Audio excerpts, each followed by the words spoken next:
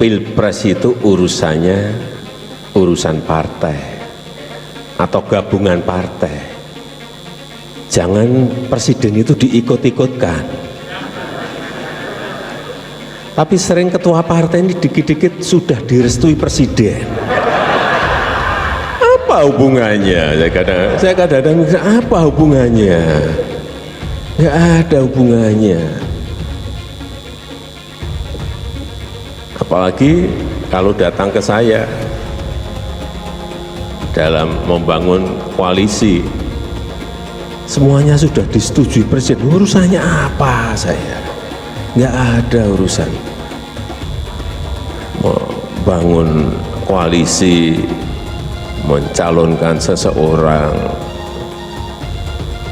Ya kalau saya ditanya saya jawab, Pak, Bapak setuju enggak Pak Prabowo jadi capresnya?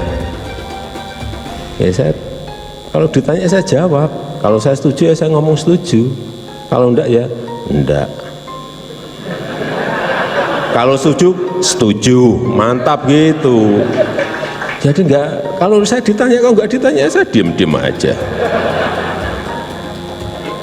Bentuk koalisi KIB, wah itu dari presiden itu yang, siapa yang dari itu KIB kan terbentuk karena pertemuannya Pak Erlangga, Pak Zul sama Pak Mardiono. Julhas, Pak Mardiono dan Golkar itu menunjukkan bahwa KIB solid, dan ini bagian dari silaturahmi KIB dan juga mengundang partai-partai pemerintah dan khususnya ini inisiatif dari Pak Julhas. Dan bagi KIB tadi dalam pertemuan dengan Bapak Presiden, keberlanjutan pembangunan dan juga koalisi besar itu penting, karena Indonesia itu adalah negara besar dan koalisi besar itu mempunyai ideologi yang sama, dan kami ini semuanya ada di pemerintahan, baik Pak Prabowo, Pak Zulkifli Hasan, kemudian Pak Mardiono, kemudian juga Caimin, itu kan DPR semua berada dalam gerbongnya pemerintah. Oleh karena itu gerbong inilah yang siap untuk melanjutkan program secara lebih cepat. Artinya satu poin Jokowi dapat, karena Jokowi akan, kan secara tidak langsung Jokowi mengatakan kami udah undang tapi Ibu Mega masih marah pada saya, dan karena itu dia tadi malam beli tiket pergi kemana kita nggak tahu tuh. Jadi sinyal pertama adalah memang nih perang bubat ini masih jalan terus kan, dan cara khas untuk berdiplomasi yang diundang adalah ketua partai, yaitu ya cara yang kita udah hafal lah itu, begitulah upaya untuk menyelamatkan muka tuh. Tetapi Jokowi justru lebih enteng untuk mengatur, dia mungkin akan ada reshuffle dan Jokowi menganggap oke, jadi Bu Mega terang-terangan memang nggak ingin lagi bertemu saya, kira-kira itu kan.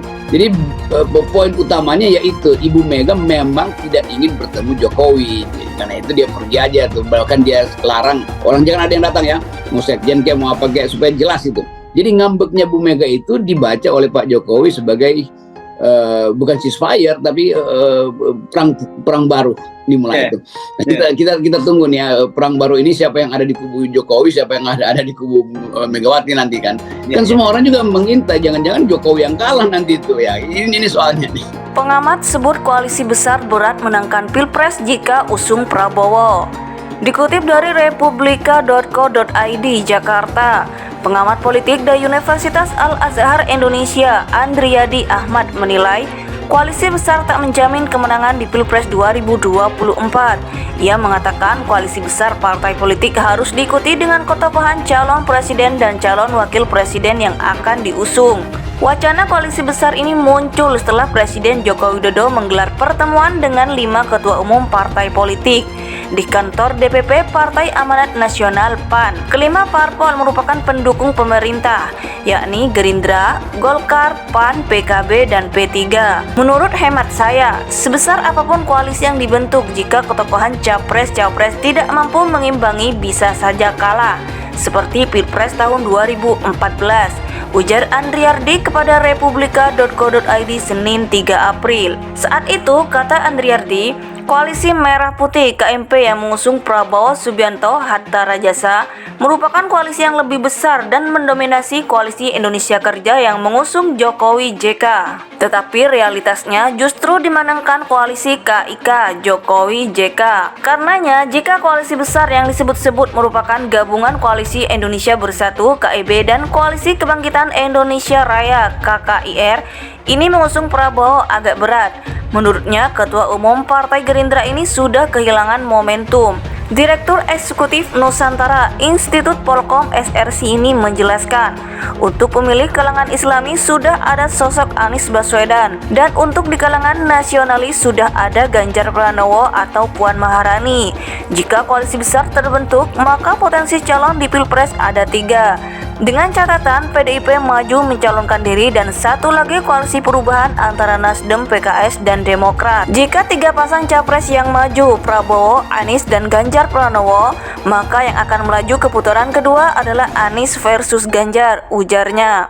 Akan tetapi, lanjut Andriardi, jika yang dimaju dari PDIP bukan Ganjar Pranowo atau Puan Maharani, maka ada 2 kemungkinan, yaitu pertama, satu putaran dimenangkan Anies, atau kemungkinan kedua yaitu Anies versus Prabowo. Jika sudah berhadapan, kita sudah tahu pemenangnya yaitu Anies Baswedan, ujarnya. Namun demikian, Andriardi ini menilai wacana koalisi besar ini juga masih cair dan dinamis. Hal ini karena masih ada kesempatan bagi partai politik untuk bermanuver. Kita lihat saja bagaimana ke depannya, karena koalisi masih sangat cair dan dinamis. Jika realitas KIR dan KIB bersatu menjadi sebuah koalisi besar, maka kemungkinan ada 3 arus utama terbentuk, yaitu koalisi KIB-KIR, koalisi Nasdem, PKS, Demokrat, dan PDIP sendiri, ujar Andriardi yang sedang menempuh studi program doktoral ilmu politik FISIP UI tersebut. Sebelumnya, peluang terwujudnya koalisi besar semakin dekat setelah pertemuan Ketua Umum PAN Zulkifli Hasan, Ketua Umum Partai Gerindra Prabowo Subianto, Ketua Umum Partai Golkar Airlangga Hartarto, Ketua Umum PKB Muhaimin Iskandar, dan Ketua Umum P3 Mardiono dengan Presiden Joko Widodo di kantor DPP PAN Jakarta. Dalam pertemuan diketahui membahas wacana koalisi besar tersebut. Presiden Joko Widodo juga menanggapi positif terkait wacana pembentukan koalisi besar yang merupakan gabungan koalisi Indonesia Bersatu yang terdiri dari Golkar, PAN, dan P3 dengan koalisi Kebangkitan Indonesia Raya yang terdiri dari PKB dan Gerindra. Namun demikian, Jokowi menyerahkan seluruhnya kepada partai politik tersebut. Menurutnya, dia mendukung selama untuk kebaikan bangsa dan negara. Terserah kepada ketua partai atau gabungan ketua partai, untuk kebaikan negara, untuk kebaikan bangsa, untuk rakyat. Hal yang berkaitan bisa dimusyawarahkan, itu akan lebih baik, kata Jokowi.